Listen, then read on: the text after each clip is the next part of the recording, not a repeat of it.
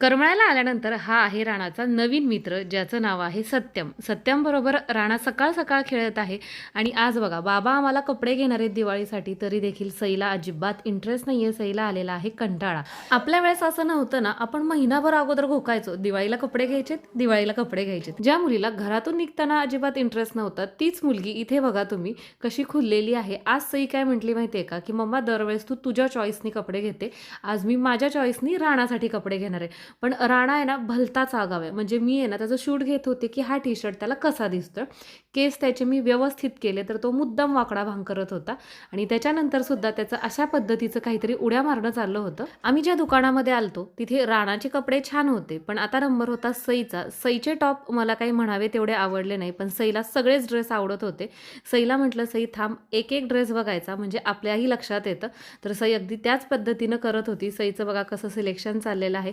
अगदी बारकाव्याने तिचं चाललेलं की कोणता कलर चांगला आहे, कोणत्या टॉपवरती छान डिझाईन आहे. सईचे ड्रेस बघत असताना मधनंच आहे ना त्या काउंटरवरती एक दुसरं कस्टमर होतं. त्यांना हे सगळे ड्रेस दाखवले होते, पण मला हे 2 ड्रेस आवडले, तर मी ते अंगाला लावून पाहिले. मला ते दोन्हीही कलर छान वाटले. तर खूप जास्त काही आटापिटा न करता किंवा खूप जास्त काही राडापसारा न करता मी डायरेक्ट हे दोन्ही ड्रेस सिलेक्ट केले. माझा एकतर प्रॉब्लेम काय होतो माहिती आहे का, मला पटकन ड्रेस आवडत नाही आणि मला जशा पद्धतीचे हवेत तसे मिळत नाही. हे दोन्हीही मला आवडले, तर त्याच्यामुळे म्हटलं चला घेऊन टाकूयात. मम्मीला म्हटलं यावर्षी मला दिवाळीला तुझ्याकडनं साडी नको, तर मम्मीतर्फे एक ड्रेस घेतला आणि मी माझ्या पैशाचा एक ड्रेस घेतला. आणि त्यानंतर परत मगाशी सईचं अर्धवटच सोडून दिलं होतं, तर परत एकदा मोर्चा वळाला सईकडे. तोपर्यंत इथे बघा सई बोर झाली होती, तिचं ती जाऊन खाली बसली. आणि त्यानंतर सईला हा असा बबल्स असणारा टॉप आवडला, त्याच्यावरती एक छान अशी जीन पाहिली खाली.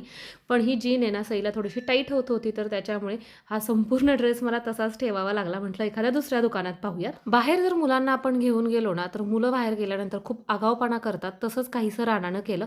एका मेडिकलमध्ये गेले, तर तिथं त्यांनी मला हे जेम्स घ्यायलाच लावले. घरी आल्यानंतर या जेम्सची वाटणी करणं हे खूपच मोठं काम आहे आणि अवघड काम आहे. खरं तर एकही जेम्सची गोळी इकडून तिकडं गेली नाही पाहिजे. तर त्याच्यामुळे दोन्हीही जे वाटेकरी आहेत ते दोन्ही साईडनं बसलेले होते, मध्ये वाट्या ठेवलेल्या होत्या आणि त्या दोघांचीही जेम्सची वाटणी केली. आणि यानंतर मला जायचं होतं एके ठिकाणी. मी कुठे गेले, कोणाकडे गेले आणि ते माझे कोण आहेत, तिथे जाऊन मी काय केलं, हे सगळं पाहण्यासाठी तुम्हाला पुढचा व्लॉग पाहावा लागेल. चला तर मग भेटूयात नेक्स्ट व्लॉगमध्ये.